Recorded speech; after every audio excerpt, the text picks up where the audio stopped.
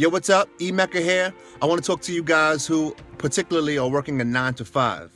Those who are working a 9 to 5, but they may not necessarily like where they're working or what they're doing. They have something that they want to do, maybe a skill, maybe a passion, maybe something that they love, but they can't do it because they're kind of stuck where they're at. And they're in a place of security. They're in a job that provides them security. They don't want to take any risks, risks leaving that position and just working and doing what they have to do to just, make ends meet. So those people out there, I want to talk to you guys. First and foremost, I want you to think about finding a way. There's a movie called The Shawshank Redemption. I don't know if you saw that movie. It's a great movie.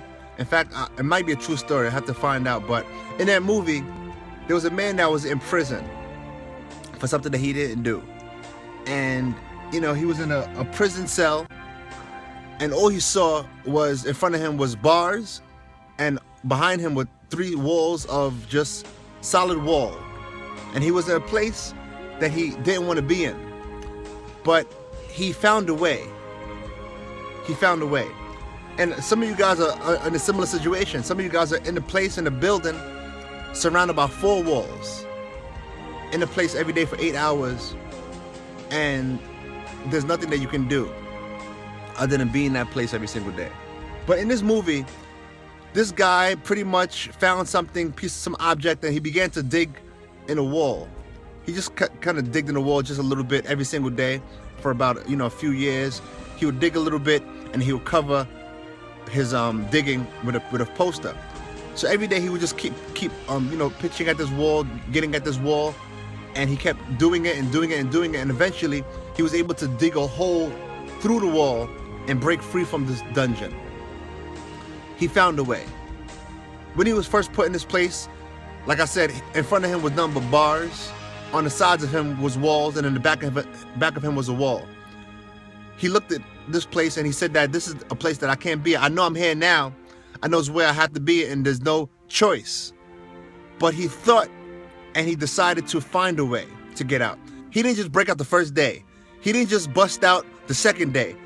He sat there, he thought, he came up with a plan on how he was going to break out of that place. And eventually he broke out. So my message to you is not to make any decisions in which you are going to hurt yourself or your family by walking away from something that provides you security. But what I do recommend is you coming up with a plan to break out. Thinking of a plan in which you will carve your way out of that place that you're in today. It may not take a week, it may not take a month, it may not take a year, but eventually you can break out from that place, and you can get to a place where you are free to do what you want to do. So I want to plant that seed in your mind as you sit at work, as you sit on your way to work, as you sit at home, whatever it is that you're doing. Think about what you can do over the next year or so to break out of that place, to free yourself from that dungeon. Because to some of you guys, it is a dungeon. It's a place that you don't want to be. You know you don't want to be, but you have to be because there's bills to get paid.